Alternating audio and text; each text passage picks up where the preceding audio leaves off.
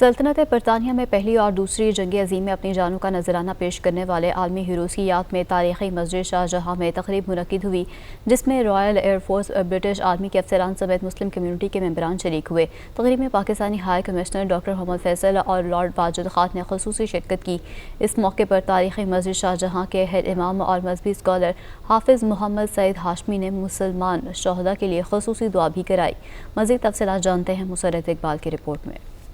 سلطنت برطانیہ کی حفاظت کے لیے مسلمانوں نے بھی اپنی جانوں کا نذرانہ پیش کیا۔ پہلی اور دوسری جنگ عظیم میں برٹش انڈین آرمی کے کئی فوجی دستے برطانیہ آئے۔ فرنٹ لائن پر لڑتے ہوئے مسلمان جوان بھی شہید ہوئے۔ جنگ میں شہید ہونے والے سپاہیوں کے جنازے تاریخی مسجد شاہ جہاں ووکنگ سرے میں پڑھائے گئے، جبکہ ان کی تدفین برطانیہ میں ہی مذہبی عقیدت و احترام کے ساتھ پیس گارڈن میں کی گئی۔ بعد ازاں ان کو مقامی قبرستان میں منتقل کر دیا گیا۔ ان گمنام ہیروز کو خراج تحسین پیش کرنے کے لیے تاریخی مسجد شاہ جہاں میں پروقار تقریب منعقد کی گئی۔ تقریب میں پاکستانی ہائی کمشنر ڈاکٹر محمد فیصل، لارڈ واجد خان، ہیڈ امام شاہ جہاں مسجد حافظ محمد سعید ہاشمی سمیت مسلم ایسوسی ایشن کے ممبران، کونسلز، برٹش آرمی اور رائل ایئر فورس کے افسران نے بھی شرکت کی۔ پاکستانی ہائی کمشنر ڈاکٹر محمد فیصل نے اپنے خطاب کے دوران کہا کہ پاکستان کو ان سپاہیوں پر فخر ہے جنہوں نے برٹش انڈین آرمی کے تحت دونوں عالمی جنگوں میں خدمات انجام دیں۔ ان سپاہیوں کی قربانیاں ہماری اجتماعی تاریخ کا حصہ ہیں۔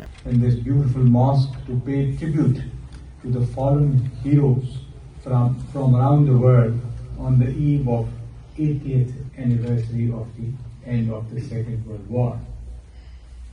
Pakistan remembers with pride the contributions of soldiers who fought in the British Indian Army during the Second World War.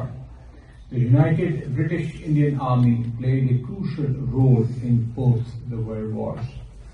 Over 1.3 million men from British India served in the First World War. VE Day victory in Europe جو آج celebration اور کمیموریشن day کیا گیا ہے شاہ جہاں مسجد میں، تو اس میں UK کے جو فیتھ منسٹرز ہیں وہ Pakistan high commissioner doctor Faisal صاحب وہ تشریف لائے، اور مینی ڈگنیٹریز جو ڈسٹنگوشڈ گیسٹ ہیں وہ from all walks of life, جتنے بھی لوگ جو ہے سیکنڈ ورلڈ وار میں اکٹھے ہو کر ڈفرینٹ کمیونٹیز لڑے تھے، تمام کمیونٹی نے ریپرزینٹ کیا۔ لیکن اس کی خاص بات جو مسلمان جو سولجر تھے، تقریباً ملین سے اوپر، کئی ملین اور ہزاروں کی تعداد میں مسلمان شہید ہوئے تھے، تو اس کمیونٹی کو، اس ملک کے لوگوں کو، باشندوں کو اور آنے والی نسلوں کو بتانا تھا کہ مسلمانوں کی کتنی کنٹریبیوشنز ہیں اس ملک کی ڈیموکریسی میں، اس کی فریڈم میں، آج جو اس کی ترقی میں ہم انجوائے کر رہے ہیں، یہاں کے جو سٹیزنز جو لوگ انجوائے کر رہے ہیں، مسلمانوں کی بہت بڑی کنٹریبیوشنز ہیں۔